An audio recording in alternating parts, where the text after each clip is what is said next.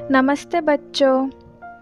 देश प्रेमी कभी मौत से नहीं डरते, हमेशा कफन बांधकर रणभूमि में उछल पड़ते हैं। भारतीय सैनिक को वीरता की निशानी के रूप में यह देखते हैं। तो आज हम इसी विषय पर एक पाठ समझेंगे जिसका नाम है मेरा देश मेरी माँ। यह सन 1965 की घटना है। दुश्मनों ने भारत पर आक्रमण कर दिया था। इस अनहोनी घटना से भारतीय सैनिक चौंक गए। छुट्टियां बिताने अपने घर आए सैनिकों को जल्द वापस आने के संदेश भेजे गए। एक मेजर छुट्टियां बिताने के लिए गांव गया था। तुरंत उसे वापस आने की सूचना मिली। उन्होंने माँ के पैर छूकर प्रणाम किया और चले।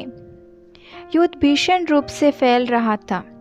इच्छोगिल नहर का मोर्चा भारतीय सेना के लिए चुनौती का दीवार बना खड़ा था। यह चुनौती एक मेजर ने स्वीकार कर ली। इच्छोगिल नहर को जीतना बाएं हाथ का खेल नहीं था। इसके लिए जान की बाजी लगानी थी। मेजर गोलीबारी करते हुए आगे बढ़ रहे थे। दुश्मन उन पर गोली की वर्षा कर रहे थे।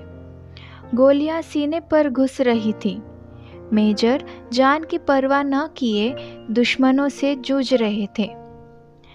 लड़ाई में मेजर तो जीत गए, लेकिन बुरी तरह घायल हो गए थे। उसके बचने की कोई आशा नहीं थी। तुरंत उन्हें अस्पताल लाया गया। अधिकारियों ने उनकी अंतिम इच्छा पूछी तो उन्होंने कहा, मेरी माँ तक संदेशा पहुँचा देना। तुम्हारे बेटे ने गोलियां सीने पर ही खाई है, पीठ पर नहीं। मातृभूमि की रक्षा के लिए मेजर ने जान की कुर्बानी दे दी।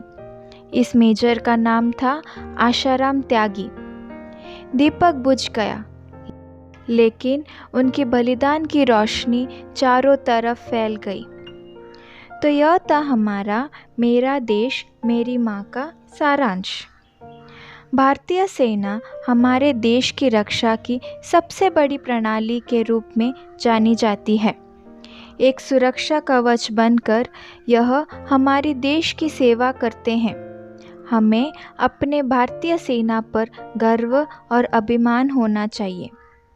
धन्यवाद बच्चों।